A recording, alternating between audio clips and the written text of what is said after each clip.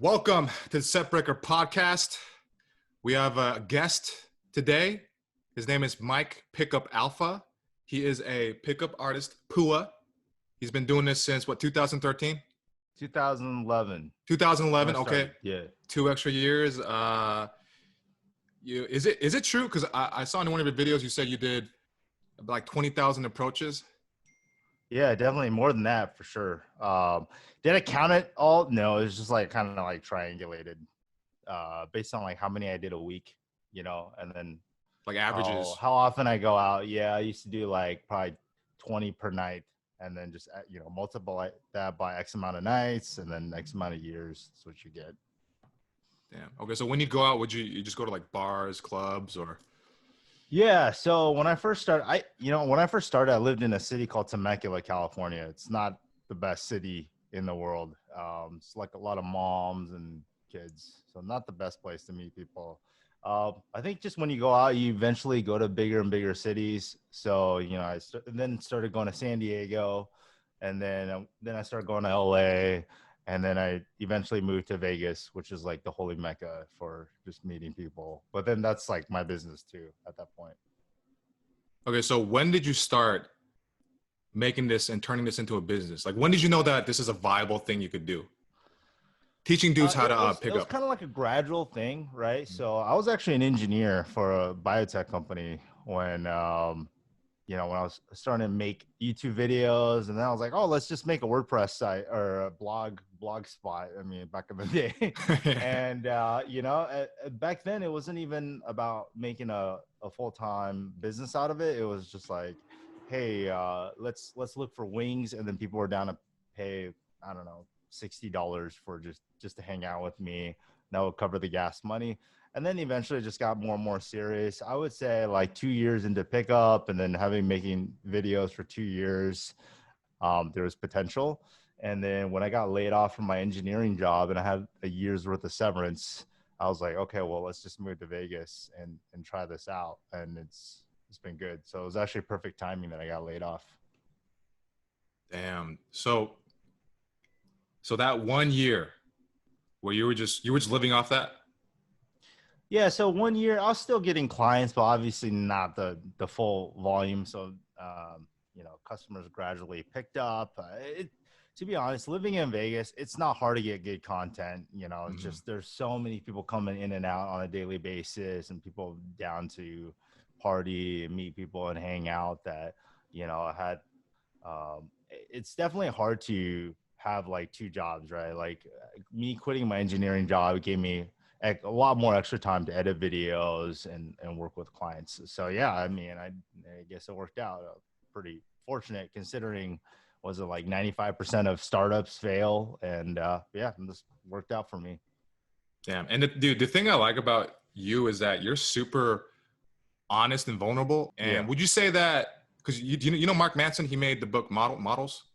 Yeah, I haven't read it, but I've heard good things about it. Yeah, so he talks about the importance of like extreme vulnerability, and that to him is the key for, getting women and all that. What's your take on that? I just, like when I started my YouTube channel, it was more just documenting my process, because when I started making my first videos, I was for sure not good, right? Mm-hmm. And I just kept that tradition of being very honest.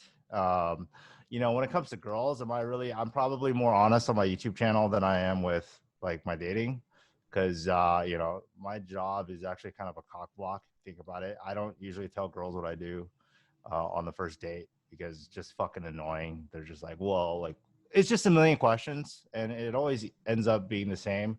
So, but as far as my YouTube's concerned, yeah, I don't really feel like I have a reason to lie. I get enough customers just being honest that I don't set any false expectations. If I feel like something's hard, I'll say it. If I feel like something doesn't work, I'm not going to say looks don't matter just to get more clients, or I'm not going to say like money doesn't, it's like I come from an engineering background. So,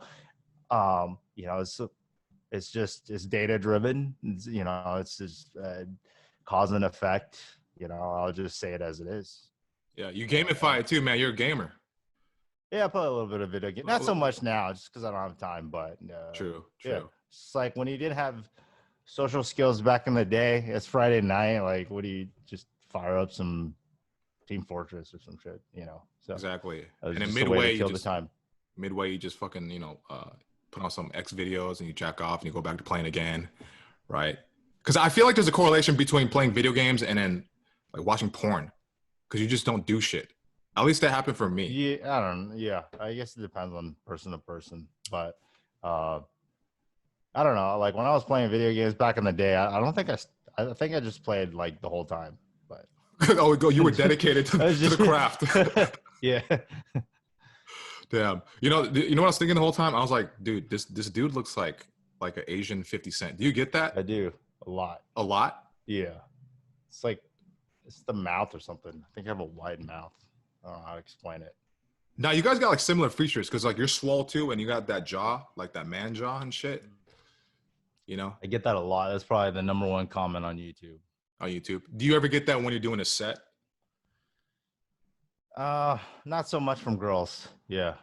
Haven't had many girls tell me I look like 50 Cent, but just, probably just Asian dudes on YouTube.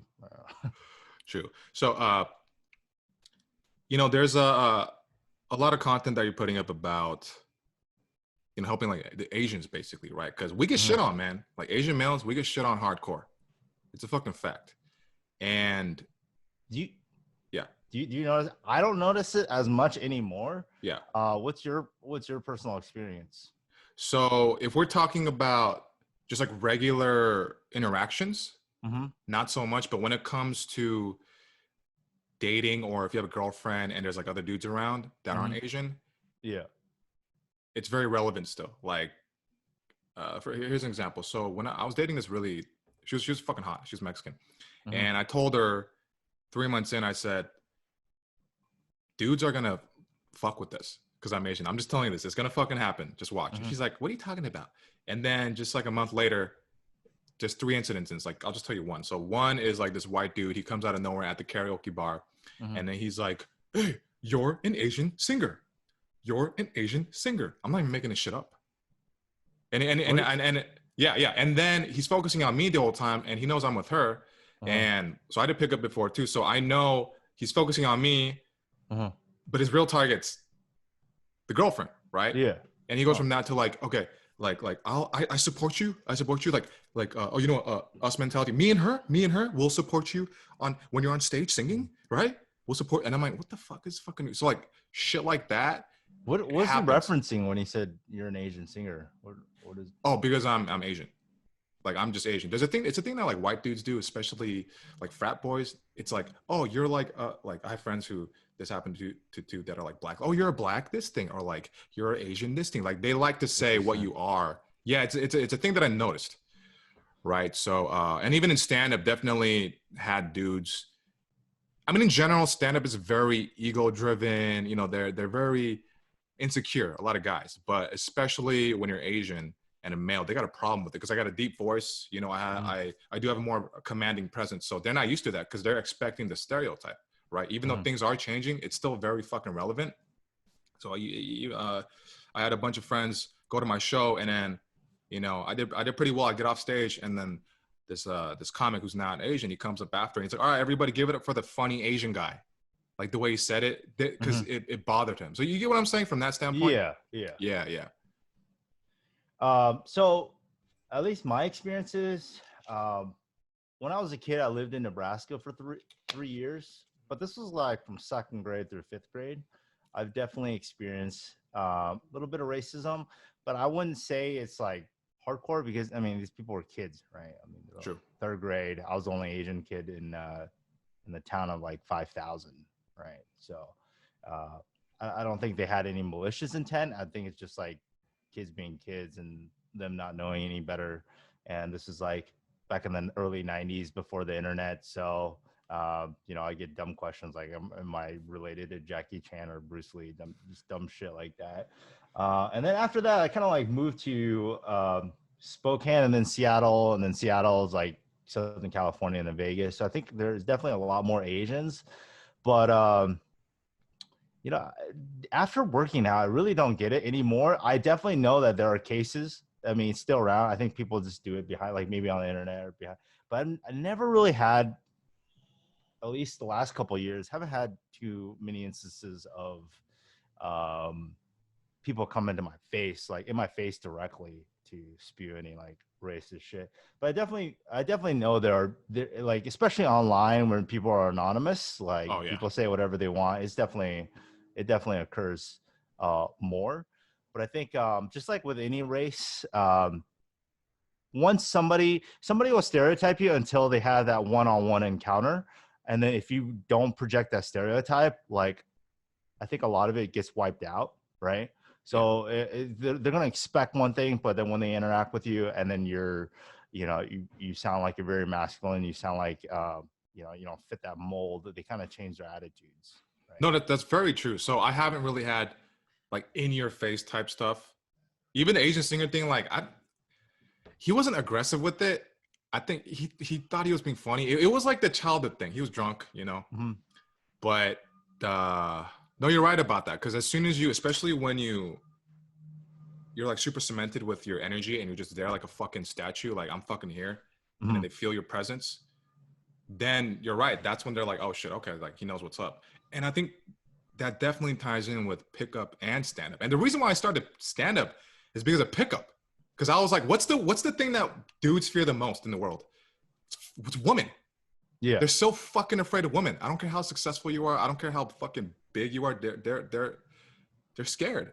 And when I did pickup in college, I always wanted to do stand up, right? But I was afraid of that too. But then after doing the pickup, I was like, well, shit. Like, I mean, I can literally talk to anybody. So why the fuck, if I'm not afraid of that, then why the fuck can't I do this? If I did all that shit, I got rejected so many fucking times. What's the problem? You know what's funny? So, yeah. One of my other friends, he's an Asian stand-up comedian. I'm sure you probably know. I mean, it's not a huge community, but he did a lot of pickup, and it's almost like a hack. Like when you do a pickup and then you do stand-up, it's like you're opening the like 200 people at once. You know, there I am going around like doing people like one-on-one, and like single, one at a time, and then you guys are just blasting the whole audience with like game content. And then a lot of times, like at the end of the show, girls will just give you their number and stuff. So it's like it's almost like throwing in a net instead of like fishing one at a time. So there's definitely perks of, I guess, combining both skill sets. No, absolutely. I mean, and when you're on stage, you already look alpha as fuck, confident, social proof, right? You're like, oh, that's the guy. It doesn't even matter if you don't have a name. It's just, oh, this is the fucking guy right there. It's that guy, right? So it's definitely worked. But I haven't done any approaches in a while because I was in like a 2-year relationship. So I haven't done any since going ham with stand up. So I'm curious to see what it would be like. But I definitely became a bit of a bitch for sure because I haven't been single for that long. And like I found myself when I'm like jogging at the park, seeing an attractive girl, and then they'll look and I'll look and I'll look away real quick. So I'm back at that point. But I know all I have to do is just do it because basically when I throw myself into it, then you just kind of remember stuff. But when you put the whole interaction on a pedestal, it becomes like this beast, which is not an actual beast. It's like a little puppy dog you essentially just have to pet. Right. Yeah.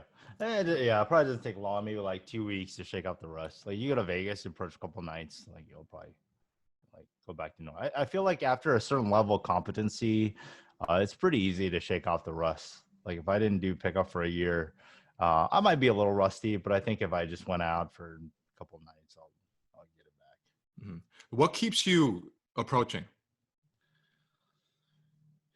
To be honest, I don't really approach that much anymore. I mean, I'm more focused on my business, like at my stage of life, girls are actually kind of a distraction, right? So I'll actually limit myself to maybe like 1 or 2 dates a week, and I'm definitely not, it's just not productive to just go around and approach. But the good thing with what I do is when I do have clients and I'm running boot camps, like if I have to be out, right? Just so by the nature of like my job, I have to be in clubs, right? So I'm like, and that's enough to keep me in terms of just maintaining my skills. Back before the quarantine, I would be running boot camps almost on a weekly basis. So I'm going out at least 2 or 3 nights a week, right? So it's like, you know, once you're out, it's like if you work at the ice cream shop every day, you're probably not that excited to eat ice cream, right? So like my goal is a little bit more shifting. You know, it's like going out for 10 years. Not, you know, my main focus isn't to get as many girls as I want. Maybe just like focus on quality and then focus on my business, the back end of my business, scaling it, and just in general growing it, making Yeah, and more I content. think that's great to focus on that too, because you know, I mean, I'm trying to make this whole fucking career, social media, stand-up comedy, and all that stuff. Mhm. But there's that other part of me that just, I don't know if it's ego or what it is, but like it's like, oh, there's a girl, like I just want to know, I can talk to whoever the fuck I want. But at the same time, it's kind of like you said, it's not the most productive thing when you do it, you know? It's not, dude. Like, to be honest, like, especially you go on Tinder, Bumble, and things like that. How do I say? A lot of times girls are using filters. You know, you meet them in real life, they're like, but I'm like a gentleman. So, you know, it's like a lot of times, even if, you know, the day goes all the way to the end, you're successful, you know, it'll be like 2 a.m. and then you don't wake up till like 11 the next day. And then it's like, oh, your whole day is just wiped. You know, you're out of your rhythm. It's like, you know, it's just like sometimes, like, even if I get late, I'm just like, oh, I wish I didn't go on the date. And I Yeah. wish I just worked. I don't know, dude. I just don't feel productive, you know? So, but yeah, it's just, like, I think for anything, when you're learning it, you got to ramp up, right? You have to dedicate, to getting over that hump, to get over that learning curve, get over plateaus. But, you know, like, unless it's your job or something like that, like, and there are guys who literally go out like 6-7 days a week and they don't invest any money. They don't have any real estate. And it's like, what are you doing with your life? So I think eventually, once you get to a certain level of competency, you want to like scale down and work on other areas. That's what I feel like. So what's your goal with what you're doing right now? Um, Basically grow the business, impact more people, grow my YouTube channel. It got deleted for having too much inappropriate content. But so funny story. I have this program where clients live with me from a week all the way to a month, right? So it's almost like this frat house kind of, but for grown men. And it's really close to clubs, right next to the strip. And you know, I got quite a few bedrooms. And then basically in this program, they go out every single day for up to a month. And you know, going out a month is like pretty powerful stuff, because like you don't have time to get approach anxiety for like all that negative thoughts to come back. It's just going out every single day, and it's forward progress. And yeah, people get results. I would say like 90% of guys on the program probably get laid. So they're all constantly bringing girls back. And for security purposes, I have a Nest Cam in the living room. Just, it's not, you know, it's not in the bedroom. It's just a man, you know, if things get stolen, you know, it'll be on camera, or if somebody loses the keys, I'll be able to find it. Or like, I don't know, God forbid some girl says something, right? Mm. I have some evidence for it. And a lot of times they just make out on the couch. And then it's like cool footage. And then, you know, once it goes a little bit further, you know, they go to the bedroom and close the door. So, so yeah, one of the videos I put up is like the girl is making out with a guy, and on the living room couch, and this is like kind of dark, so the infrared, it was like the infrared kicked on, so it's like black and white, but she was like wearing a white dress. And then like I had to blur out her face. So the blurring actually made it worse, because it made it look like she was wearing a white dress, but it looked like on YouTube she wasn't wearing anything. Oh. So, you know, it's like, fuck. So it's like the blurring, because like I respect all my clients' privacy, right? I want to show that, hey, my clients got results without like revealing their faces, because a lot of them are actually like doctors and lawyers and just engineers, you know, just like people with pretty high up positions. And but blurring made it worse. And so when I uploaded it onto YouTube just looked like, oh, this girl looks like she's naked, and she's straddling him, and then they could be you know what I mean? It looked very ambiguous, and yeah, I got a couple of flags, and then boom, my channel was like, I couldn't even log in. So yeah, so I basically had to just re-upload all my videos, had to like comb through it and censor, like be a little bit more careful. Now I just have a big black box over the thing like censored. So you can't see anything, and then you just like, hey, if you want the uncensored version, go to my website. So yeah, so just going back to your question, I just want to make more of an impact, help more people, just make more content, and yeah, maybe like scale it up, hire some more coaches in the future. And then I got a couple of like digital products I'm working on. But yeah, I think right now the main focus is just growing the business. I don't really care about, you know, racking up numbers or any of that, because at the end of the day, I mean, I think I noticed that like at first people care about, like, you know, especially the first like year or two, like it is kind of an ego driven thing. But you know, it gets to the point where it's like nobody really cares at the end of the day. Like really nobody cares. Like, I mean, it's for your own personal like happiness, right? At the end of the day, you know, nobody cares that you're getting laid but yourself, right? So there's no point bragging, you know, Yeah. like, and you're never gonna, I mean, you know, it's like, if you know, there are guys like Will Chamberlain who has like 20,000 late counts. You're like, you're never gonna beat that, and still nobody cares. Like nobody's like walking around, hey, do you know Will Chamberlain had over 20,000 lays? Like nobody's going around saying that every single day. Or Yeah. like, Well, Charlie unless Sheen. you get a like STD, like Magic Johnson. It's like, oh, dude, oh, he's got HIV. You know, like that.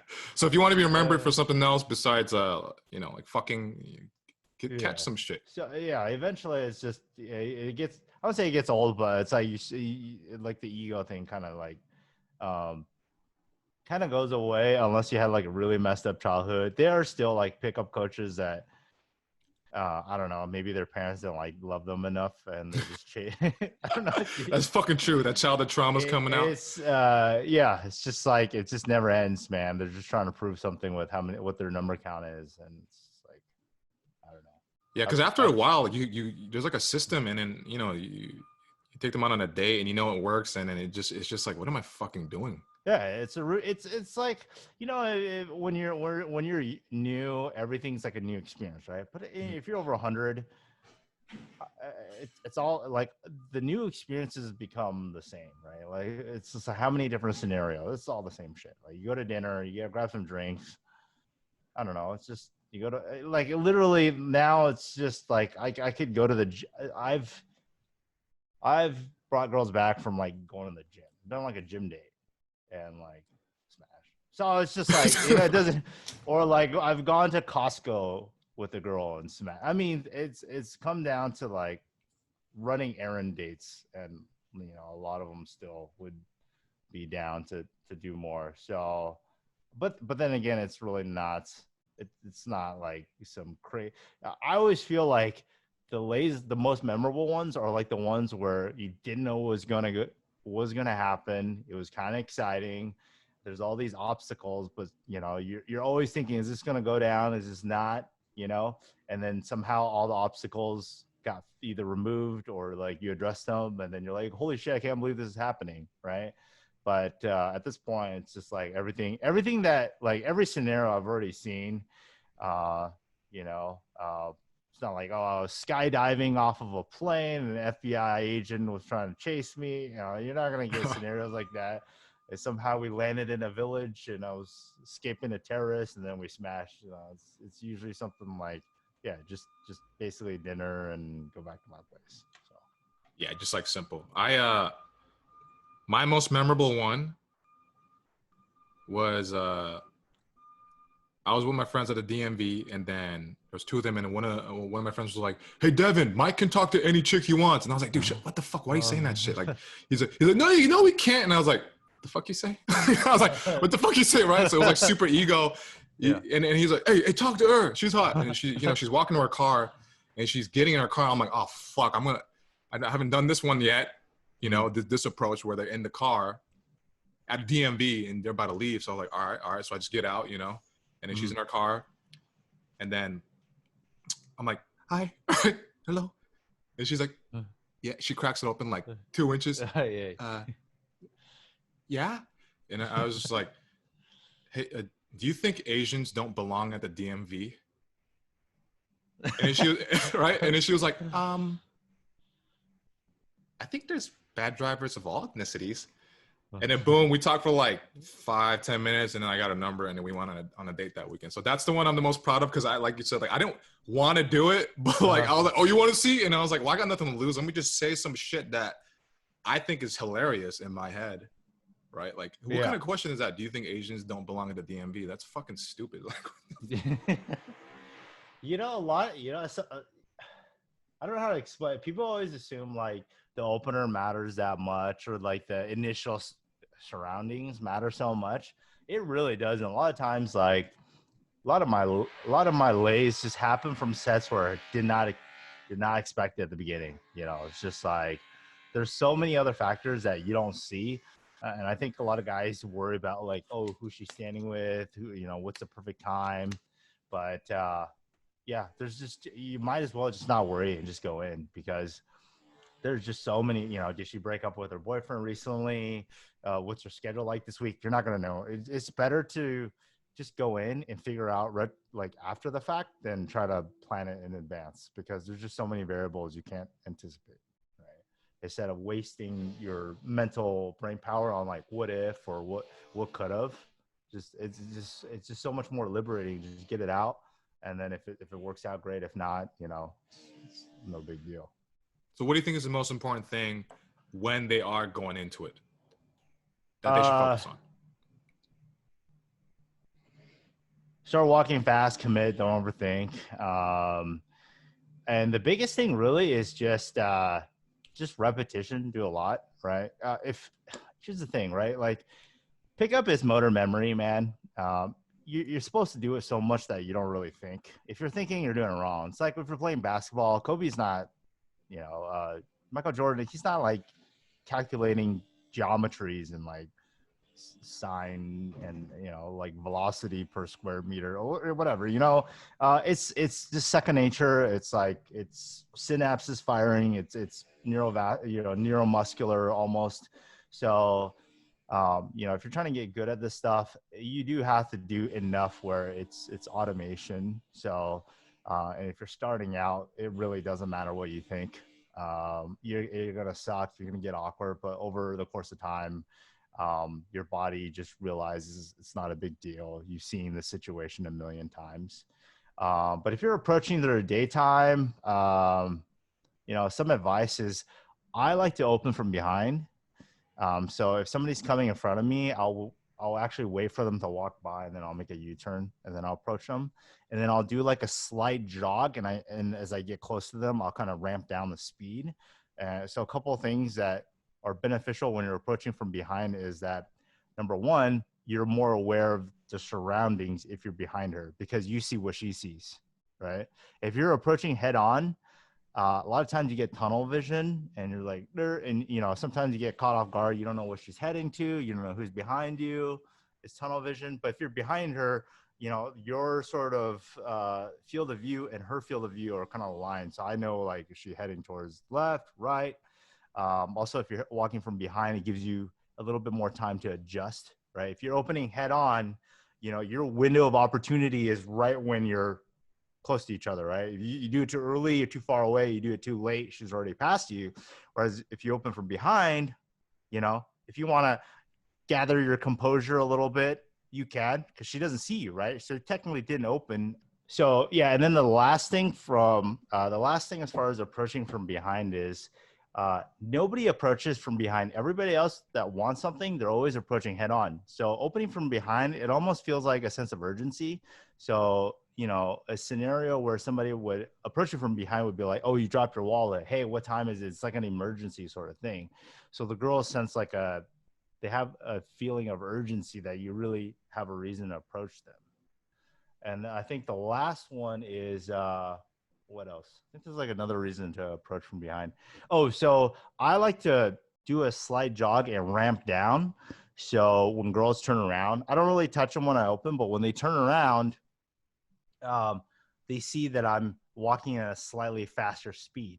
Because a lot of times, I see this happen so much with students is like they'll walk at the same speed, but then they don't talk loud enough, and the girls like don't even realize somebody's approaching them. So you want to open with a little bit of intensity that like people know that, hey, I'm trying to stop you, but not so intense that you like freak them out. So just like I start with a slow jog, and then as I ramp down my speed, I open. So then she turns around like, oh, this guy is trying to stop to have a conversation.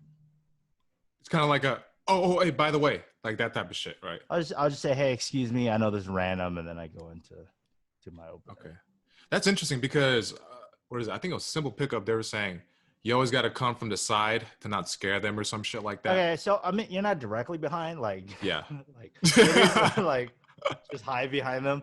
Yeah, it's like behind is slightly to the side. Oh, okay. I mean, it's really hard. Yeah. I mean, technically, it'll be really hard to open directly from the side too. Yeah, that'd be a little weird too, kind of. Yeah. So yeah, it's just like, yeah. So just slight 45 degree angle from the side. It's a perfect angle. Good angle. Yeah. Bring a protractor. get that fucking compass out, man. Gotta do that shit right.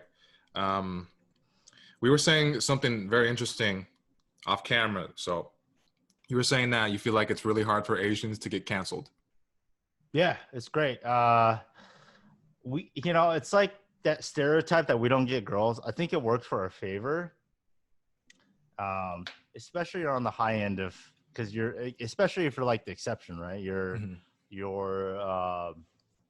above the curve, right? Because this is just from my own personal experience. I mean, I've done pickup in so many different countries, and I've just never sort of enraged the media outlets. I've done pickup in like Taiwan. I've done in China, Southeast Asia, done it in South America. I think I've been to like South America like 5 or 6 times, been to Mexico like 5 times.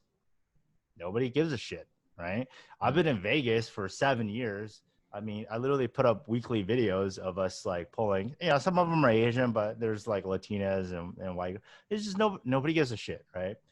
But then I have white friends who, of course, literally just last week I had this guy. I'm not gonna name names, but like if you Google, it's not hard to find. He's more like an acquaintance. I wouldn't say we're like good friends, but he's theoretically a pickup coach, and he's from Australia, and they were also in Mexico City. This guy fucking has like 5 or 6 phones running Tinder, full automation.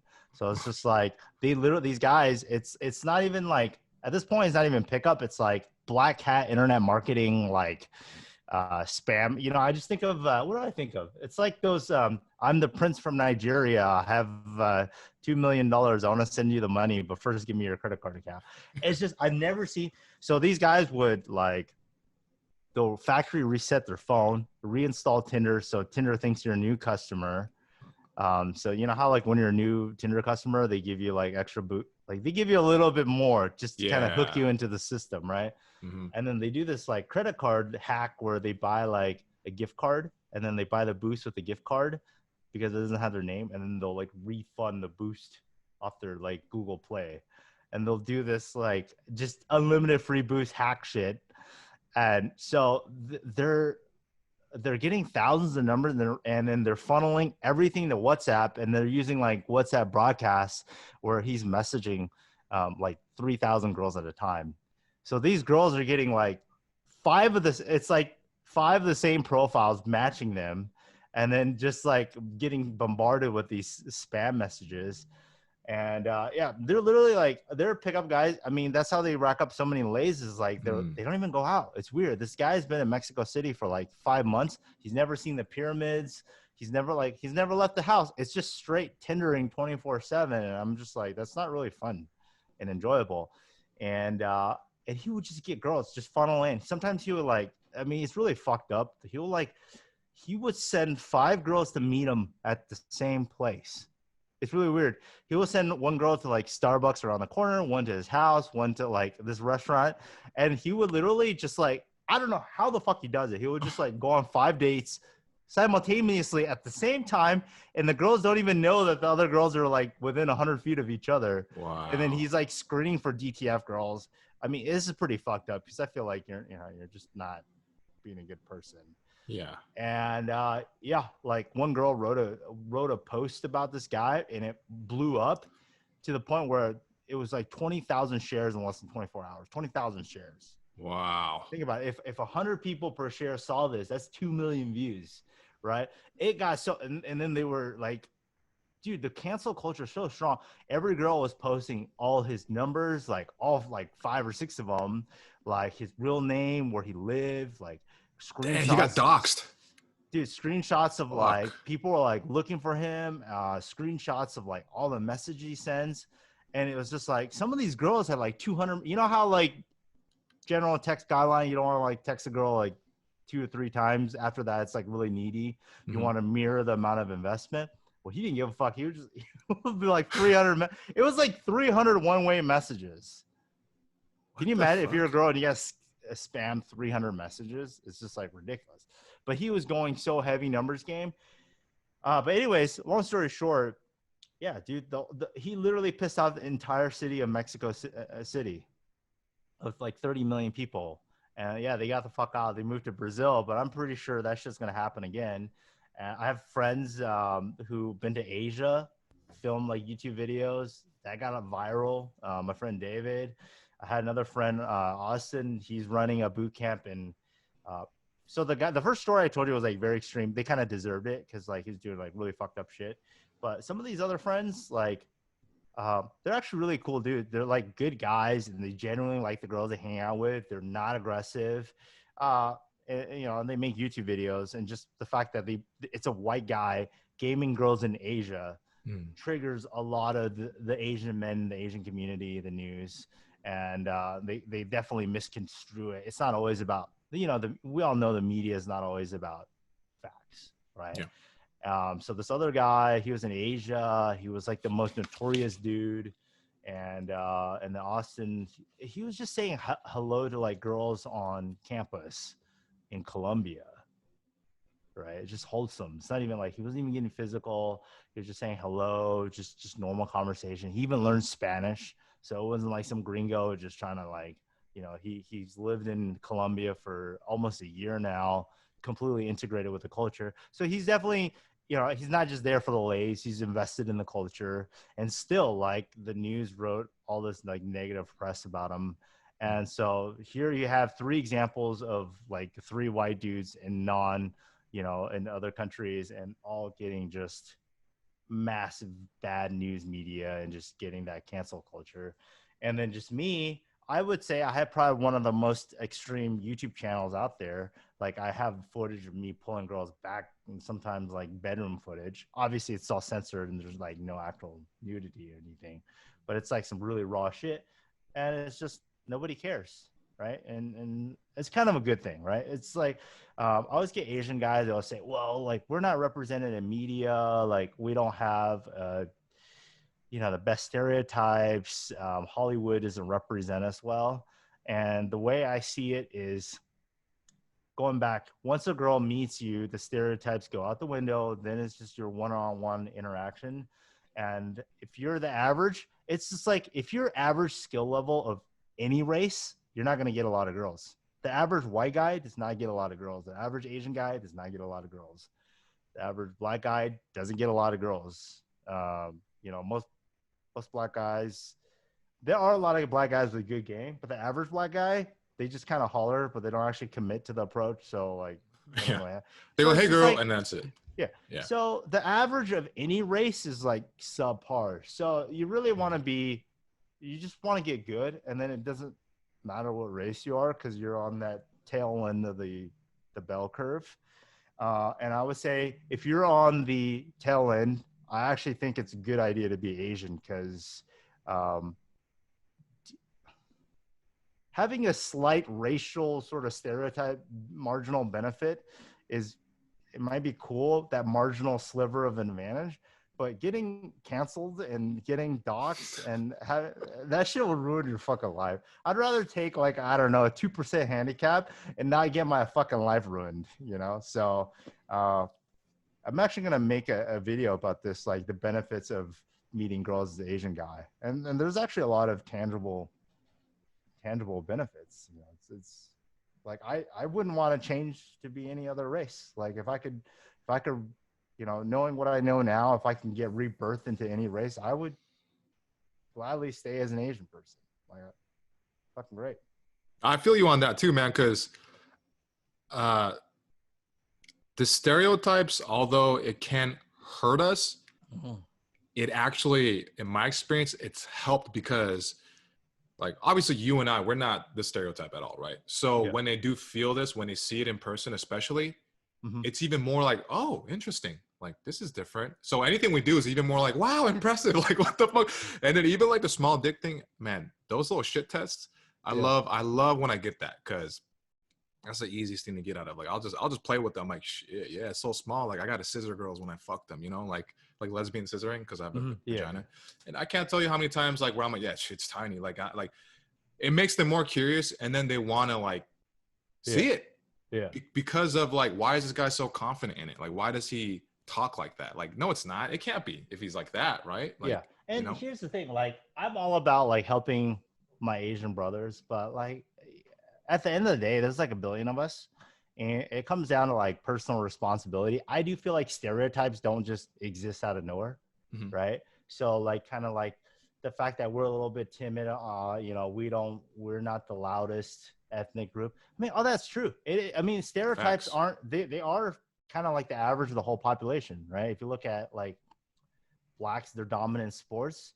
Well, yeah, like look at the NBA. You know, stereotypes aren't there. It doesn't just come out of thin air.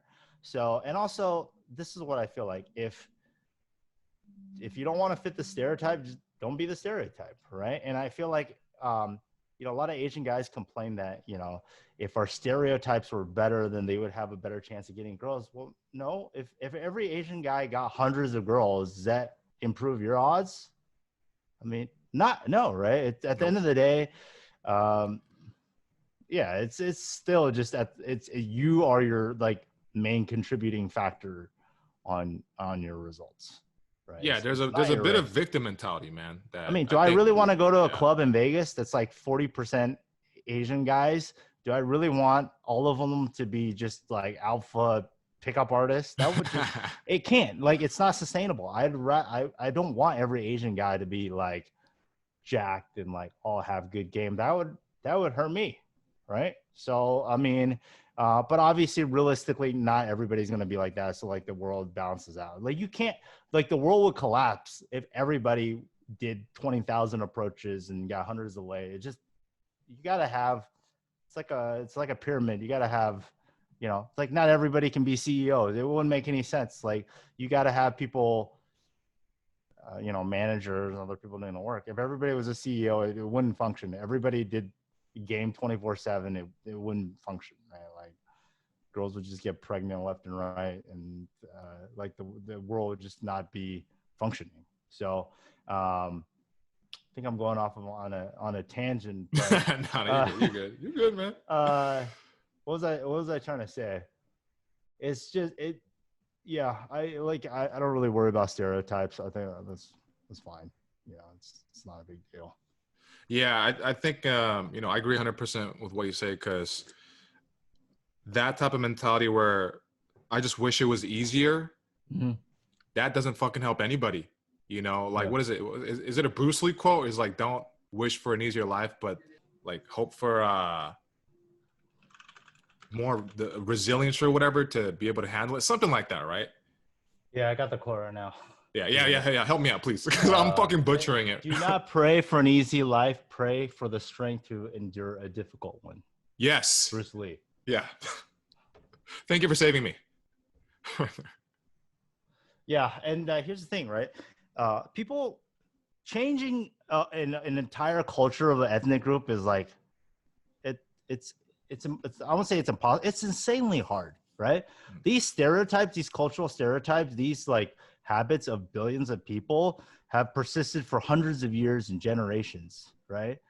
It's a lot easier to just fucking change yourself and get some game than like trying to it's like, all right, I'm going to stay the way I am. I'm going to convince all you billion Asian guys out there to be sexy and work out just so I can get a little bit of benefit in terms of that's not gonna, you know what I mean? It's just like you look at all these social issues of different ethnicities, man, they've been going on for decades, right? Black people have their social issues, Asian people have their social issues. That's hard. It's so much, like people always try to change things reverse. Like you should always change yourself first, right? Be the best that you can be, influence yourself. Then you want to influence the people that are closest to you, right? Kind of small, like work your sphere of influence, right? Mhm. So people always try to like, oh, I haven't fixed myself. I haven't like be the best I can be, but I spending all my time and effort worrying about the well-being of a whole ethnicity. It's like, how the fuck are you going to change, like improve a whole ethnic group when you haven't even mastered yourself, right? People are always going by the wrong sort of, the wrong way about doing this, right? For me, I'm you know, like I think I'm making a positive influence to Asian guys, but I'm such a small scale, right? I worked on myself first, then I started a business, and now I'm influencing, I don't know, like 3-4 people a weekend, and then over the course of the last 7 years, I've done like 700, 800 students. So I'm helping 800 students, and then hopefully, you know, if I hire more coaches, I'll impact more. But I think that's the way you should go about doing it, right? And that is the most efficient, and I think that is the only way to sort of make an impact on a race, is starting with yourself first. No, I mean, I agree 100%. And by you doing that with those 800 students, they are also going to impact other people as well, right? Mhm. And even if they're not Asian, the fact that you taught them, they have an even greater respect for Asian people as a whole because of you. And then, so when they're in a situation where it's like, oh, you know, Asian guys, they're more likely than not going to be like, no, not really. Nah, I know a guy. Or like, you know, stuff like that. That actually does make a big difference because they're going to trust their friend more than something that the internet says, just because a bunch of people say it, right? So I think, although small scale, it has a compound effect, and not to mention like the social media aspect as well, right? Right. You know, so I mean, I think you're doing fucking great shit, man. Like really. Thanks. Appreciate it. Yeah. So you've always been a fan of comedy, or like? Yeah, who doesn't? I feel like Though everybody. no, there's people that don't. You'd be surprised. Yeah, man. I didn't take stand up, but I took a lot of improv comedy. So when I first started going out, I went to San Diego every single weekend. I took improv at this place called National Comedy Theater. And I just knew that like comedy is important. It's like a social lubricant. It helps you open all sorts of situations. Yeah, I mean, like I just watched a lot back in the day before Netflix was like as big as it was now. I would just go on like BitTorrent. I would like download like 20 gigabyte like comedy packs, right? Like Doug Stanhope, you know, Kevin Hart, like just fucking just hours and hours. And I used to, you know, I lived an hour away from San Diego and an hour and a half away from LA because Temecula is like Inland Empire. Just like every time I drive into the club, it's like an hour worth of comedy, listening, going there, and then an hour back. So just by going to the club, I get like 2 free hours of comedy exposure. So, but yeah, I've always been a fan. And even on dates, you know, I think LA has a much better comedy scene. Probably New York is the number one, right? New York's like number one. Yeah, that's like the Mecca. LA is pretty good. Vegas is the worst. Vegas comedy is just like, because they know you're a tourist, they give you the shittiest fucking comedians. There's this guy who's like Filipino. There's Edward San Juan. It was just the most self-deprecating like Asian jokes. He would like make small dick jokes, and he was like Asian. I'm like, what are you doing, dude? I'm taking a non-Asian girl to date. Can you like, can you like make some cool jokes about Asian guys? Why are you like self-deprecating your own race? But back when I was in SoCal, the improv was like my jam. It was such a cool spot. You have like Ontario Improv, Brea, Irvine Improv, and there's like Hollywood Improv. And a lot of times on the weekdays, they give you like free tickets. You just had to buy like 2 drinks or something. So I would take my dates there, and I always like to combine dates with something like something useful, and that way it's like you get the date and a learning opportunity. So I always felt like taking a girl to a comedy show. I mean, you don't get the most conversation out of it. But it's always cool that like a lot of comedians, they go sexual, and then, you know, after the end of the show, you know, you're getting drinks, it's discounted, it's free, and then after the end of the show, you can talk about, you know, it's the dirty humor, and it was always, and then I always learned some good content. So, and I did that a lot. So it was some good memories when I still lived in California. So how would comedy, like listening, add to it? Like I get at the shows, it helps open up certain things, conversations, but just listening on the way to whatever you're doing on a drive, what would that do for you? You know, like I've always had a very good memory. So just by listening to it, I think I became funnier over time. Um, you know, I studied, you know, back in the day when I was in college, I studied a lot of, you know, biology, organic chemistry. So if I hear a good joke, chances are, even if I'm not consciously writing it down and trying to rehearse it, I would pick up patterns of certain comedic rules or just like sound bites I could just incorporate and future interactions. So I don't really know how to break it down, but yeah, just like you think about it, if you're around funny people, chances are you're going to be funnier, right? If you're going to listen to more comedy shows, you're probably going to be funnier. Obviously, some people have better retention skills than others, but I would say I like to learn by examples, and I felt like I got a lot out of it. Plus, it's funny too, right? Like even if you didn't learn anything, it was good entertainment value. So It's a win-win. Yeah. So like I find listening to music kind of counterproductive. It's just you don't really learn anything. So yeah. So instead of music, I just listen to comedy shows while driving. Okay, I get that. I like what we said about the self-deprecating jokes because a lot of Asians do that shit, and I fucking hate it. I fucking hate it. It doesn't help. It's like okay. There's only one time where you should self-deprecate. If the girl thinks you're so fucking cool that you're intimidating, then you can self-deprecate. To humble yourself, like he's a humble guy. If you're Henry Cavill from Witcher, and the girl's like, oh, they're like melting or some shit, and they're like so intimidated by you. Okay, right? It comes down to like relative value. If your value is so much higher than the girl, and you know you want to get down, you want to be a little bit more relatable, right? But if you're just an average guy at the club, or she thinks you're not cool and you self-deprecate, that's just worse, right? It's just and yeah, so it's like if you're rich, if you're Bill Gates, you don't need a flash a Lambo. Like it just makes you look like an asshole, right? So if Bill Gates talks about being broke when he was a kid, that's cool, right? Because it makes him more relatable.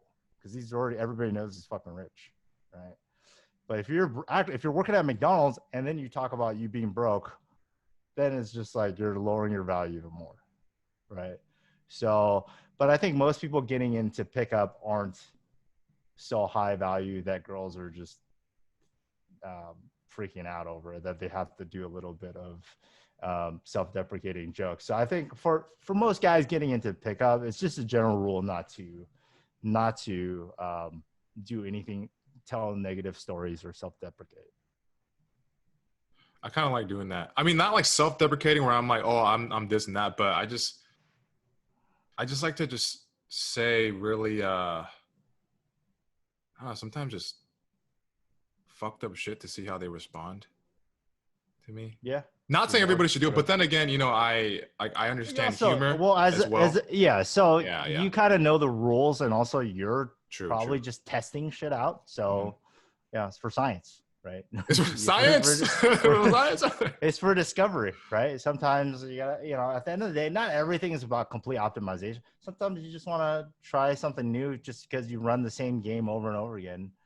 You just, you know, you want to try something different. See what kind of different result you're gonna get. Yeah, I think that's really cool. Damn. So when you got let go, you were like, I'm never doing engineering ever again. You don't have that in you? Do you miss it? You know, I still like engineering. I think it's cool. I think it's a valuable skill set. I guess never say never. You know, maybe if I get married and have a normal life, you know, it's a possibility. Do you want a normal life?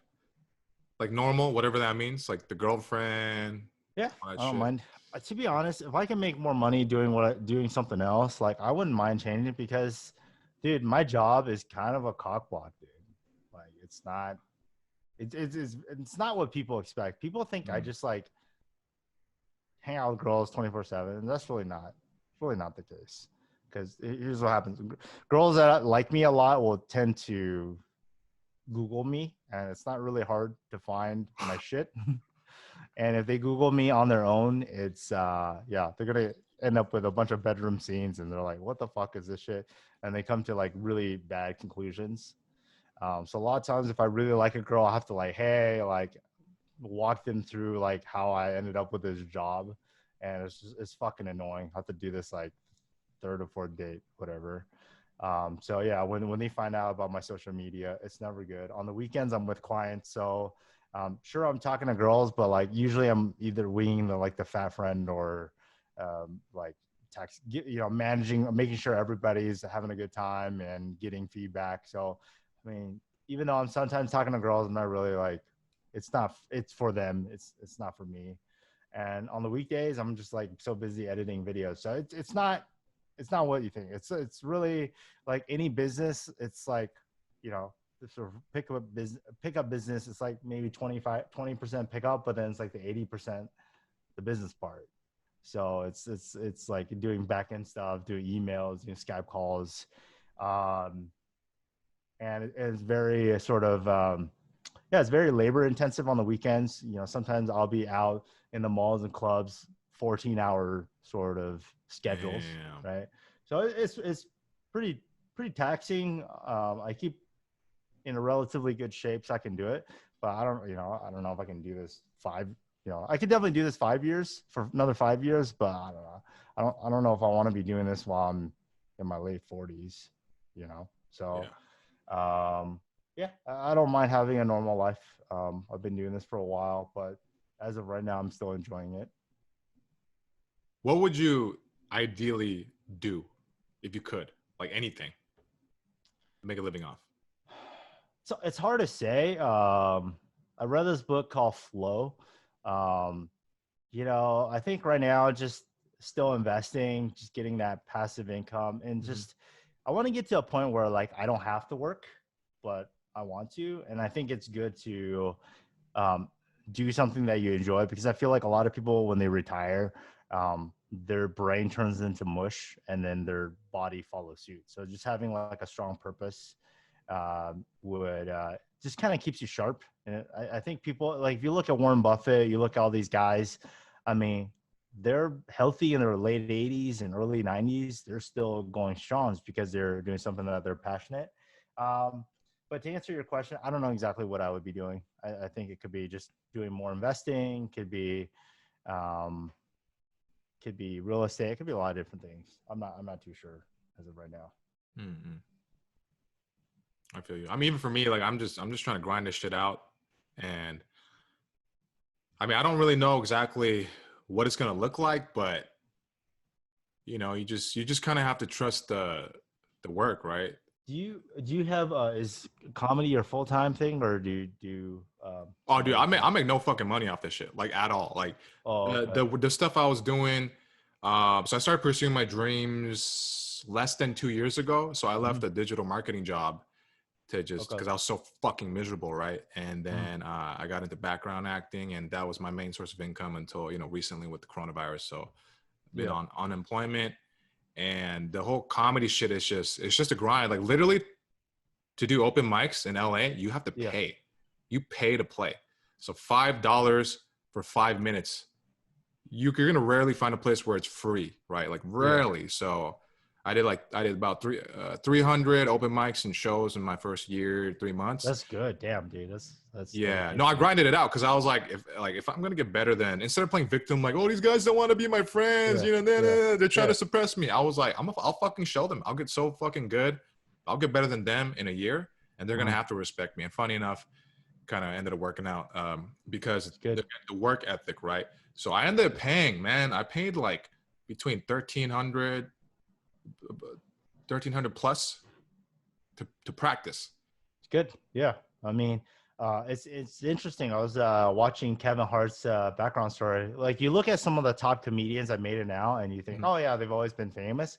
But then if you dig deeper, before they were famous, that backstory, all of them had almost all of them had this grind that they had to go through, right? Mhm. Like fucking Kevin Hart had to like sell fucking shoes, and then he would like drive from like Philly to New York, like these couple hour trips every single weekend. So I definitely I understand, like, dude, being a comedian definitely takes a lot of work, man. It's fucking impressive. So it's cool that you're doing it.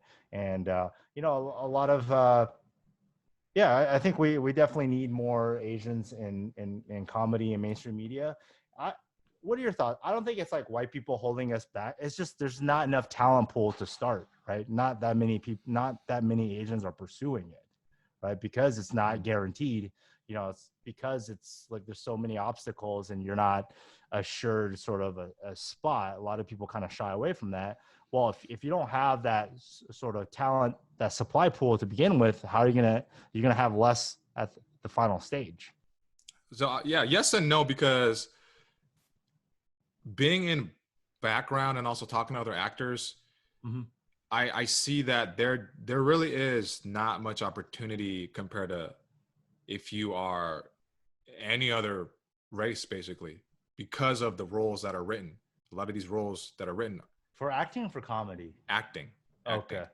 specifically acting right now. Um, but at the same time, there a lot of us, a lot of Asians don't do this as well, Yeah. right?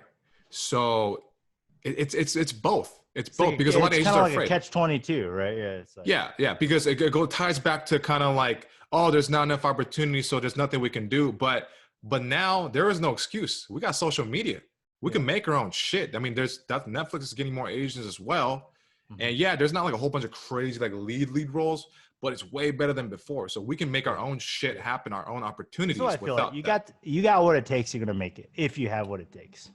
Yeah, one way or another. Like something's got to fucking happen one way or another. And I've always been very grateful. Well, not always, but like once I got past the hump of like the first four to fucking 6 months where I wanted to quit every day. I wanted to quit Mhm. every fucking day. Like what am I doing here?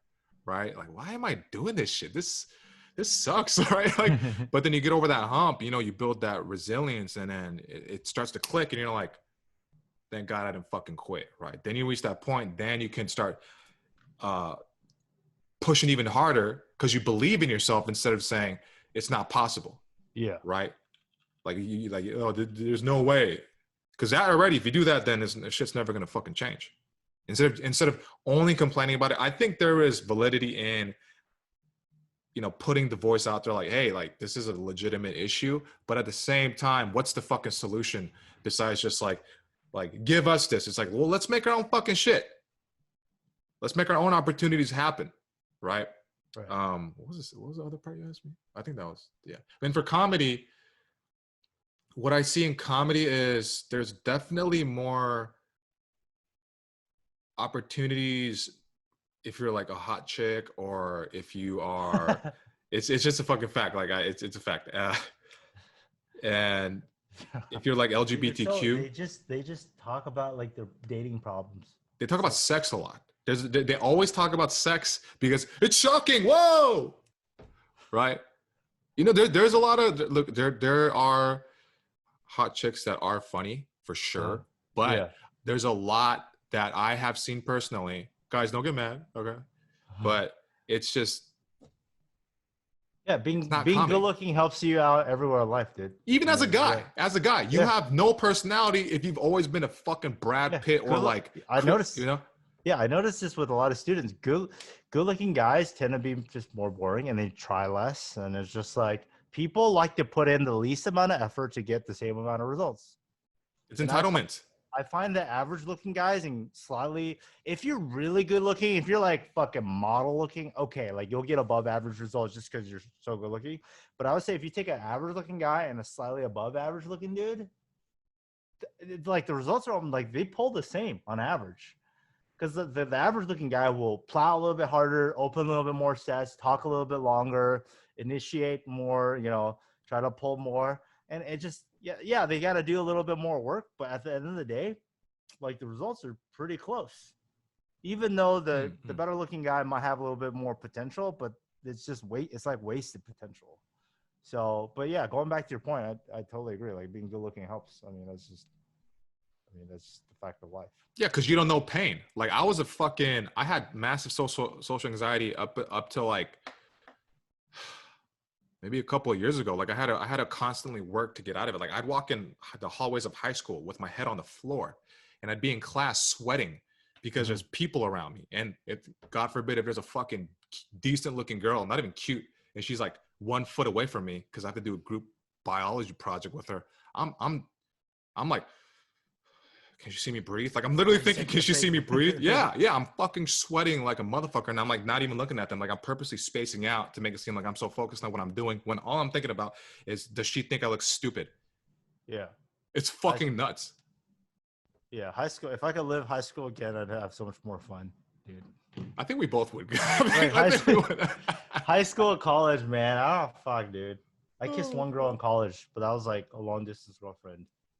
High school, yeah, it was just, if I knew what I knew now and I went back to, if I knew what I knew now and I had the same net worth and I went back to high school, that would just be jokes, man. It would be so easy. It would be trolls, man. Yeah. Okay. What age specifically were you really like, fuck this? I'm fucking sick of getting in my own way. I'm tired of this shit. It needs to change. Yeah. So I became aware of pickup when I was 23. Yeah. So it's really weird. I had this like long distance relationship with a girl I met on Yahoo chat. This is back when I was complete dork, right? Yeah. I talked to her for a whole year before I met her. Dedication. Dude, this is like you can't make, this is a weird story. You can't make that shit up. She was a virgin when I met her. Oh, sorry. She was a virgin when I met her on Yahoo chat, and then she hooked up with and I was a virgin, and then she hooked up with like some scrawny little Asian dude from her physics class. And I was like, I'm talking to her every day, like online. I was like, no, you know how much that hurts when you're like a virgin. You've been talking to this girl for months, and she just fucks like the closest dude that's studying physics with her. So then I was like, oh, I'm gonna learn how to talk to girls. This is like back when it was like 2006 or whatever. I read like, The Game, all that shit, Bristol Lair, like all really old school, all fast seduction. And then but we still stayed together, and I didn't do anything. Like, it's just like, how like when you have that, like, oh, I have a girlfriend or I have somebody, even as distant as it may be, you just don't have that incentive to. It's like you haven't burned the bridges. You burn the boats. Tony Robbins burned the boats. You haven't burned the boat. Right? Yes. So I was still like dating her long distance for like 5 fucking years, right? And then he cheats on me again, and then she like blocks me. Long story short, she cheats on me. She was like, I'm gonna fuck some black dude. Dude, it was pretty savage, man. I'm so glad it happened, right? That because like you need to be in a low point in your life for like some shit that like to put in the effort. Because like think about it, like pickup is hard, right? Like especially if you have social anxiety, you're not gonna do it unless you have enough of a pain to drive you to do it. Right. So true. So this is when I was like 27 and a half. She said she was going to cheat on me. And then she told me she did. And then what's weird was the company I worked for had a branch in San Francisco where she lived. So, and it just so happened I had a week project where I had to like fly to San Francisco. So I saw the condom in the fucking bed, like bathroom. It was like, oh fuck, dude, like visual effect, right? It's just like, was there still nut in it? Yeah, there's still nut in it. Oh fuck. Yeah, was it clear? I mean, was it white? I don't know. No, I didn't go to Home Depot and took out a color palette. Yeah, right.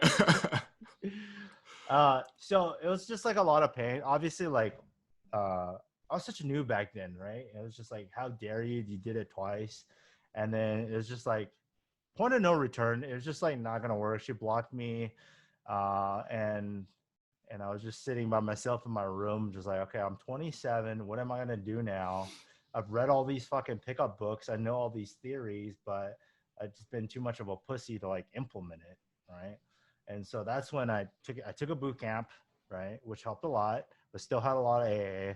Then I went to a dating convention, met a mentor, who happened to live in my hometown, and so I started working for him, and that's when it really changed. It's like all it takes is like one person who really knows what they're doing, who like becomes your mentor. That's what I feel like. It's not about knowing every guy on the planet who goes out. It's about finding one guy who's solid and dependable, and it's kind of like your master or whatever. And I just learned everything from him, and then started going out every single week. And then this was like 2011, and then after like 2 months, I kind of knew like things were turning around. That's when I knew like, okay, like I'm getting this. So like 2 months in, I was like getting my approach anxiety handled. 3 months in, I was like getting dates. On the 4th month, I got laid. And then what's funny is on the 4th month was also my birthday month. I got 5 lays. It was, you know, sometimes you get those breakthroughs. So it's like no lay, no lay, no lay. And then on the 4th month, I got like 5 lays on that 1 month. So then after that, I was just like, all right, like I think I got this. And obviously I'm still getting better, but I knew that I could see the light at the end of the tunnel. That was that one moment where it was like, okay, like I'm doing something fucking right. Yeah, that's when I turned 28. So I actually kind of started pretty late, actually. Yeah, I would have thought you started like a lot earlier. Interesting. I started reading the stuff earlier, but I didn't really do it till I was like 27 and a half, 28. Yeah, because we get caught in that. Because I remember being at Barnes and Noble and reading the game, and then the motherfucker made it look like a Bible. So I feel like I'm holding like some fucking ancient artifact that's gonna change my life. You know, that's given by the angels. When did you read it? How long have you been like? When did you get into it? Dude, I got into pickup when I started, or I first tried it was 19. Oh, how old are you now? I'm 31 now, so 19. Okay. But it was like very like off and on, like very more off than on, right? So like 18, I tried it. 19, 18, 19, whatever. I tried it a couple of times because I saw simple pickups videos, and I was like, okay, let me try this because they say anything they want. Well, let me try saying whatever the fuck I want, and it was just a lot of just trying to get rid of approach anxiety and a lot of silence, just like walking next to them, hi, like that, just hi, like that. Yeah. And then when it really changed was when I finally transferred to Cal State Northridge. Okay. And that took like fucking 5 years because I failed my classes a lot. I get there and then I just decided to approach every girl that was like remotely attractive because I was fucking sick of myself. And that's when things really started to change. And I think a lot of people don't realize that you're going to get rejected like almost all the time. Yeah, you know? People, I mean, I would say it is partly a numbers game, but like when people read the book, The Game, they feel like, you know, there's some magical buttons where you have 90, 100% success rate. But at the end of the day, there's limitations to the game, man. If she doesn't like you, you could spit the perfect game and like nothing would happen. Yeah. But even now, like I'll go to a nightclub, I'll talk to like 20 girls before like one goes home with me. Right. So if you look at the success rate, that's pretty low. If you think about it, it's like 1 out of 20. That's 5% success rate. That means 95% of girls are not going anywhere with me. Right. So I think there's that disconnect where people keep reading and reading. They kind of have this romanticized version of what pickup is about. Like, oh, it's really a superpower, but then it really isn't. I mean, there's tools and you're getting better, but like, it's definitely not what, you know, when I first started reading, because like so many guys, they just read and read and read and they don't take action. They're like, if I just read enough, I'll get the perfect approach. You know, if I just read enough, I'll know exactly what to say in every situation. But then it never happens. You know, it never happens that way. It's just like real life is just way more complicated. You could be blown out for a million reasons, right? Just like now, knowing what I know now, it's like I've had girls that didn't want to talk to me because my name is the same as her little brother.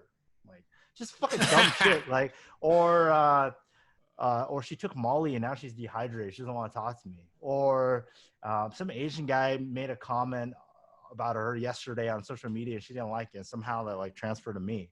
You know, there's just like a bazillion fucking reasons why like it doesn't work out. And now it's just like I don't overthink it. I just go in, see how things are, feel it out, right? And then just like if it's workable, I'll plow. If it's not, I'll just move on to the next one.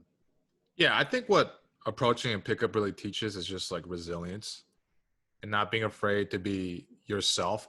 Unless you're doing the bullshit where you have gambits and these fucking like scripted lines. I hate that shit. It doesn't, you don't actually develop your sense of self and your personality, right? There's only one thing that scripted lines help you with, and that's delivery, right? Oh, okay. So it does have, and like, you know, like it helps you with delivery and it gives you something to like start using it, right? So it's kind of, it's one of those things where it's like, it's a short-term benefit, but it's like a long-term crutch. It's like a long-term detriment, right? It's kind of like, I don't know how to explain it. If there's another analogy. Like stand-up. It helps you in the short term because like a lot of guys, well, what do I say? So then they don't say anything. But if you give them a routine, they'll say at least they're approaching, right? Mm-hmm. At least they're working on how to not look creepy. Because a lot of these routines, they're actually, I mean, they're okay. Like I actually think it's funny to go back and use some of these like old cringy routines. They fucking work, right? Just like go back, use some of these like 2006, 2007 routines. They still fucking work. I mean, and it's kind of fun to test them out in the club, you know, like, are you guys best friends? You know how I know? But because you're looking at each other. Dude, that one worked so many okay. Now that you bring it up like that, I still do that one just because, you know, it's like a real human thing. Yeah. Right? That is a fucking good one. And you know, it's like we've done it so many times, but from the girl's point of view, like it's cringy to us because we fucking know about it. Damn, that's true. But from the girl's point of view, it's probably like the first time that's happened. So it's still fresh for her, right? It's like when we go on dates, we've done it a million times, but for her, it's her first experience. She doesn't know you've run the same routine. Like you take her out to this restaurant, which happens to be next to your house, and you have an excuse. Oh, I got to go feed the bunny upstairs. Want to check her out, you know? Or, you know? Yeah. What was the one that was like your go-to? I don't use routines. I just go up and I say, hey, what's up? How's your night going? Just really boring shit. No, I mean like when it's like a date, like you must have some kind of system that you had before, almost like quote unquote system. Right now it's just like I kind of break rules. Dinner and back to my place. It's like rules. Just simple. Dinner, back to my place. Gym dates, Costco dates, really basic stuff. The only time I'll do fancy dates if I either know the girl really well, that you know I like her so much I'm willing to invest, or if I'm in a different country and it's kind of like, oh, I have a local person, then I can take her to like some adventure and she can be my tour guide. But I don't invest so much on the first date. And I feel like, to be honest, having a really complicated first date doesn't really help you, because at the end of the day, like, again, she either likes you enough to go back or she doesn't, right? There's not this, it's a pretty strong signal. It's usually one or the other, right? There's not too much middle ground where it's like, oh, if I took her for froyo and I took her to another place and walked around a park, it's going to make her change her mind, right? It can, but the scenarios or frequency is pretty rare, right? She either likes you, she's down, or she's not. And I had students do all these like bizarre dates, like, oh yeah, I had a student take this girl on a 5-hour hike. I'm like, why? Like, and then I was like, did you try to pull her? He was like, yeah, but then she said she was tired. I'm like, you know why? I was like, you know why she's fucking tired? Because you took her on a 5-hour hike, you stupid ass. You know? And it's like, do you think girls smell fresh after a 5-hour hike? You know what I mean? So it's like, they don't actually think, a lot of people go on these dates, they don't actually think through like they don't actually work it out in their head. Like, what's the, you know, now she's tired. You're going to make her take a shower, you know? And it's just, you know, and then I had a guy who like tried to take this girl to see a Cirque du Soleil show in Vegas. And those are like $100 shows. What the fuck? Right? Yeah. I'm like, dude, you're not that much of a baller that you could just throw $100 shows. Like it's nothing. He's like, oh yeah, asked her to pay for her ticket. I'm like, Oh, is your fucking idea, right? Like, she's not gonna like, this isn't your 1 year anniversary. Like, that's, that's like a serious thing. Like, taking a girl to see $100 shows, like, that's pretty intense for a first date. And since it's your idea, you're supposed to pay too. And she's not gonna want to pay. She's never even met you. This is a Tinder date. Why? Just keep it simple. But yeah, so going back to my point, a lot of times it's better to just keep it simple and do what you already know. Don't test new shit out that you know what I mean? Like when I take a girl on a date, it's a restaurant that I know. Like I know the staff, I know the menu, I know where to fucking park. So, and it frees my brain to like focus on the conversation, right? I see a lot of guys like, I want to impress this girl. Let's try this new restaurant out. They don't know how to get, they don't know how, it's like most guys are really bad at multitasking. So, and I'm really bad at it. So imagine multitasking. You're trying to talk to the girl. You're trying to Google map the place. You're navigating. You don't know where to park. You don't know if you put on the reservation. And it's just like, dude, you got to juggle like 5 or 6 different things. And the girl's going to sense that you're not really fully present and you're kind of stressed out, right? Don't do that. It's better to take her to like a $10, $15 place that you know really well. The staff knows you, you know her name, you know the staff's name, you know what's on the secret menu, and it's just that's more meaningful than an expensive place with a nice steak that, you don't feel like you even belong there. So I always say keep it simple and keep it someplace that you know really well. that's true. What I would do is there's a karaoke bar down the street where I would always take them because, like you were saying, I know the staff. I know everything, the ins and outs of it. Like, it's my fucking spot. And I would always take them there. And it got to the point where I just knew the outcome every time that I felt like it was cheating. And then I stopped because it was no longer like interesting to me. I don't know if your thoughts on that. That's on your term. Yeah. Yeah. Look, you do what you want, right? If it's getting boring for you, then yeah, sure, mix it up. But you're doing it on your like at the end of the day, you want to do it on your terms, right? If you want to try something new to make your life interesting, that's fine too, right? So I think that's totally okay. Or test something out, test a different place, make sure and then take another girl to that new place. True. Yeah, I think it's because I just kept only going to that place like twice a week. And then the staff gives you weird looks like, oh, another girl, huh? That's happened before. Well, actually, no, they're my boys, so they're like, and they'd be in the back, like I'd have her on a date, and I'm talking like this way, and then they're behind her, and they're doing like the like I'm like, dude, like stuff. And they'll turn around sometimes, and then they'll see me, and they're like that. I'm like, oh my god, you fucking, what the fuck are you doing, man? But no, they were cool like that. I mean, yeah. People listening to this, I think they really need to keep in mind, like, yeah, there's always bad dudes and that do this type of shit that don't know what they're doing and they cross the line because they're fucking idiots, right? Yeah. But in general, the point of this is just to level us up as men, to make us better, higher quality people, so that when we do get into relationships or whatever, we're just better partners, right? I mean, that's not the main goal, but that's part of it. Like, just better people, I think. Yeah, right? I totally agree. I mean, every guy runs the best game that they know, right? Yeah. If you think about it, like nobody's purposely trying to be weird or creepy. It's just, that's just what you know, right? You do what you think you know. And I think for some people, you just don't get it developed that early on in life, whether that's high school or college. So, if you're 25, the only way you're going to catch up is accelerated learning, right? It's like, if you're trying to learn Spanish in 6 months, well, you can't train like you're trying to learn it in 10 years, right? It's got to be accelerated. And the only way you can do that really is just like up your numbers. And, it sounds like, some people can interpret bad that, I'm going on all these dates, but, at the end of the day, I'm not forcing these girls. They're choosing it on their own. They're enjoying it. And, I don't pressure girls to do anything they don't want. It's totally up to them.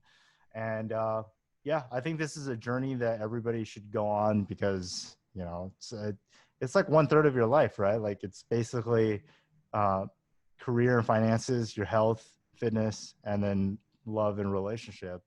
And I know a lot of guys, a lot of, especially a lot of Asian guys, they focus on the education, the career part, right? And then, most young guys, they don't have health issues. And then there's like this huge gaping hole on that relationship part. And like the goal is to just be balanced, right? You don't have to make the most amount of money or have 100 lays, but just enough in each of the three categories that you're happy and fulfilled. But I'm glad I went through this journey. I'm pretty happy where I'm at, and if I could redo it again, I wouldn't change a thing. I think that the bad parts of my life were catalysts to change, and I'm glad they happened, even though they were painful at the time. Looking back, I think it's actually kind of funny. But no, you just have better perspective. Talking to so many people, back then when my girlfriend cheated on me, I just thought she was like the most evil person. Now knowing what I know now, and like girls, female psychology, and just all the shit I've seen in Vegas, it's like, dude, like you were on a 7-year long distance relationship with this girl.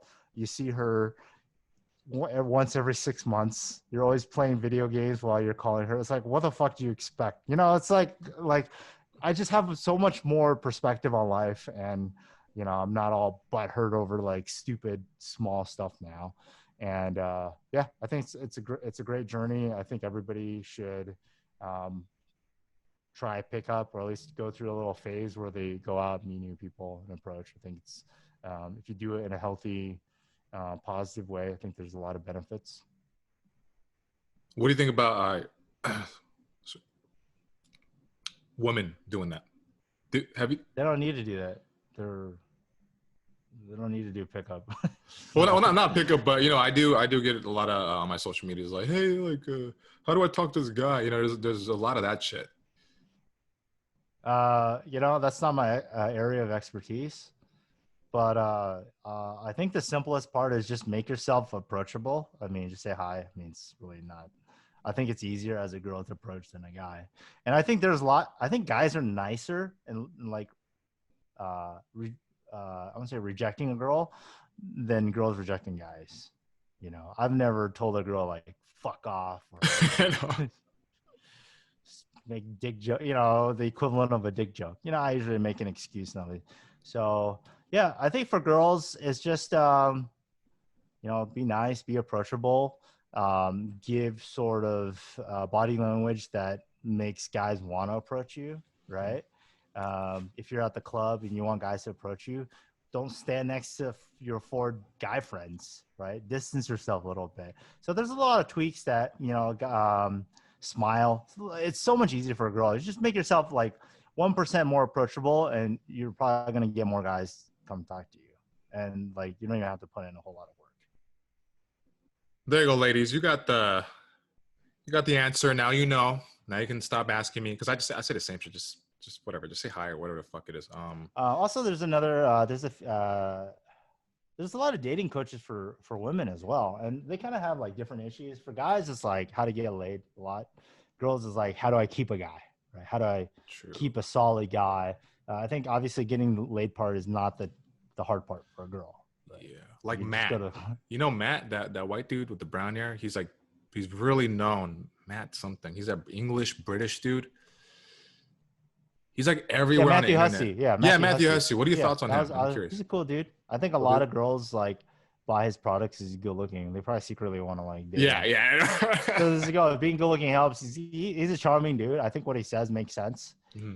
I get a lot of his feeds just randomly. Yeah, he seems like a good guy. I just think it's funny that he's giving advice for women in their like 30s and 40s, but he's like personally dating like hot girls in their 20s, and it's just funny as fuck. No, I agree with most of his advice. I think he sounds like a genuine, solid guy. Mm-hmm. It's different, man. Guys and girls are just different. I think for girls, like obviously looks is more important. Guys, we're a little bit fortunate. Like looks don't matter as much. We can increase our stats in other areas. Whereas girls, it's kind of unfortunate that looks it is more of an emphasis for girls, right? So, but I hope your female audience doesn't hate me for saying that, but that's just like the nature of reality, right? You Yeah. could be an ugly dude, but if you have status, power, you have money, you're funny, you have connections, it's really not an issue, right? If you have game, but you know, for girls, I don't know. You know, a lot of guys don't really care about like, at least for me, I used to think that I wanted a girl who was like Ivy League, super smart. Mm. But now having more dating experience, I don't really care about that. Like, I just want a girl that like is compatible with me, like has common sense, is just nurturing, has like feminine qualities, is down for adventures, just like kind of just has that where the relationship has that masculine feminine dynamics. That's kind of what I want. You know, somebody, I don't think I want a girl to stay home all the time. Maybe have a normal job, go to college, like work normal 80 hours or sorry, 40 hours. I don't think I'd want to date a girl who's like so ambitious that she's working like 80 hours a week. Right. I don't want a girl who's trying to become the VP of like Microsoft. I think that would just be, somebody that just has like a good work-life balance is what I'm looking for. What were we talking about? I forgot. Oh no, so it's kind of like also, you know, when they say, oh, I want somebody who's at my level, who's doing what I'm, you know, whatever on that shit. So because you've dated so much, it's not really like that. It's just it's more simple, right? Like, Yeah, I think people create rules that they may not really, they're just rules in their head. They may not really really matter as much, right? yeah. Because when I first started out, I had all these rules of what I wanted in a perfect girl, but over time, I don't think it really matters as much, right? And I think for girls, yeah, it's tough, dude. Like I mean, it definitely takes, you got to go through that journey, figure out what you need to work on, what you need to improve. I don't think there's a simple answer. But the easiest way is just like put yourself out there, meet new people, and you know, read books, get ideas, figure out. I think girls just, you know, if you're tired of fuck boys, just figure out the signals of guys that are more serious, and just knowing what you want and being able to select guys that are more serious and have similar goals. I think that's important. So I do have before I let you go, just just a few more questions. So there's a lot of guys that message me saying that, you know, I'm like 5'4", I'm 5'6", or I have like a physical disformity, whatever, like something's off, like my eyes are too fucking far apart or some shit like that. Like you've trained so many students, and I'm sure you've seen just the whole gambit, the whole spectrum of guys, right? Like the way they look and everything. Would you say that regardless if they were short or like they had some physical issue, like the way they looked, they were still able to make shit happen? Yeah, I've my shortest client was 5'2". Here's the thing, right? There's no point in worrying about what you can't change. So just like thinking about stuff that you can't change is a complete waste of time, right? So you always want to compare yourself to yourself, because comparing yourself, I mean, it's like saying, well, that's like saying, well, Dan Bilzerian has 30 girls in his mansion every single day. So does that mean I'm not going to talk to girls? No, it's like he can fuck 30 girls. I'm still going to be happy going on a date with one girl. You know what I mean? So comparing, you literally should just compare yourself to yourself, right? If it's like, if you're 5'4" and you talk to one girl a year, you're going to meet more girls being 5'4" talking to 2,000 girls a year. It's just, you know what I mean? So it doesn't matter what situation you're in, like you're still going to make an improvement by taking more action, right? Is it harder being 5'4"? Yeah, it's harder, but you got to keep in mind that one thing I noticed is like different girls have different values, right? You're not trying to date every fucking girl on the planet. You're just trying to find a couple of solid girls that like you back, right? So even if 99% of girls are anal about height, but there's 1% that doesn't give a shit, then that's cool, right? That's fine. You pick that one girl that doesn't care about height. And that's what I noticed is like every girl has different value systems on what qualities they care more about. Some girls care about guys that are jacked. Some girls care about stability more. Some girls care about being funny more.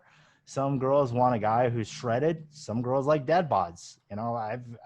This is rare. I mean, some things are universally more attractive, but I've had girls say like they found my six pack like annoying, that they prefer a dad bod because like it's more cuddly or some shit. That's happened. And I'm just thinking that's fucking stupid. Like, you're an idiot. Like, I didn't say that. But yeah, like if you talk to like thousands of girls, 2,000 girls a year, you're gonna find some that aren't anal about whatever quality that you feel like you're deficient at, right? And no matter how hard your situation is, improving the things that you can is always gonna make a positive impact. So that's how I see it. And then don't focus on the negatives. Just focus on the things that you can change. Go out, talk to more girls, right? It's like, if you think about it, it's your chances of it's two numbers. It's your frequency multiplied by your conversion rate, right? You've done internet marketing, right? So whatever skill is your conversion rate, and how many people you meet is your frequency. If you're talking to one girl, then obviously your odds of getting her is very low, right? Talk to 2,000, odds are 2,000 times higher. That's 20x. 2,000 times higher. And then obviously the process of talking to that many girls is that your skill is going to go up. So technically, just by practicing, both numbers are going to go up. Both your frequency and your conversion rate is going to go up. So I guess going back to your point, it doesn't matter what situation you're in or what stats you feel like you have a deficiency at. Like, relative to your current status level, working on pickup, working on yourself is always going to improve your dating life. So there's no reason not to do it, because it's not like you're starting a business where you have like millions of dollars on the line that you can go broke and get bankrupt, right? Yeah. There's nothing to lose doing pickup, right? You're learning better verbal skills. You're putting yourself out there. You're making new experiences. You're getting more stories to share. Fuck, you're even walking, so you're getting some cardio too. So there's really no downside. And throughout my 10 years, I've never gotten a fight. I had one girl throw some ice cubes at me and it missed. I mean, that's the worst. I mean, that's like the worst thing that's ever happened to me. So, yeah, I recommend everybody to give it a shot. And for me and my student, the results I've seen in my students, it's pretty much always been positive.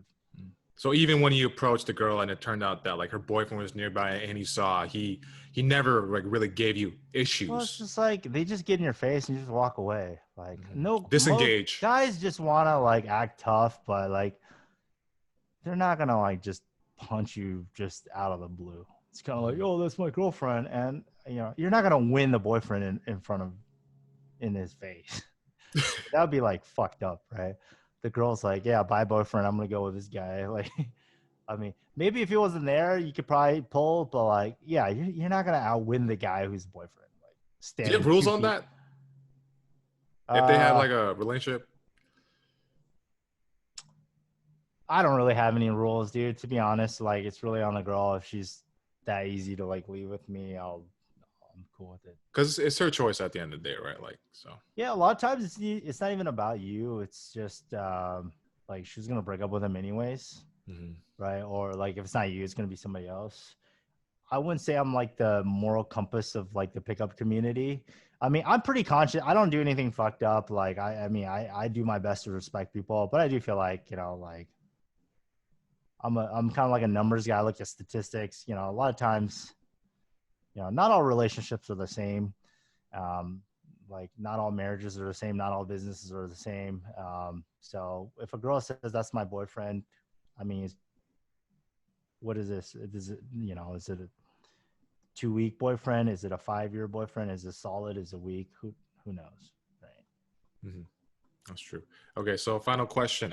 What is something that you live by daily? That's a good question. I haven't really thought about that. I would say just like surround yourself with positive people, put in the work, focus on things that you can change. Don't worry about things you can't change. Don't worry about society. Working on yourself is going to have the biggest return on investment that you can do. Those are kind of like the core principles that I live by. Okay, awesome. You got any, social medias or anything you want to plug in? Yeah, so my YouTube is just PickupAlpha, one word. And my website is pickupalpha.com. And my Instagram is MikePickupAlpha. Awesome. Well, Mike, thank you very much for being on the podcast. It definitely is going to help a lot of dudes out there and, girls as well.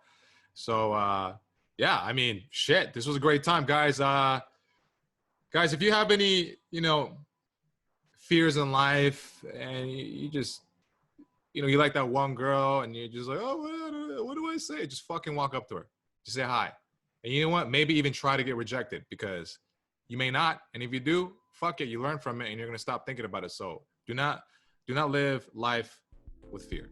Guys, again, thank you for listening. This has been another episode of the Setbreaker Podcast. And I will see you on the next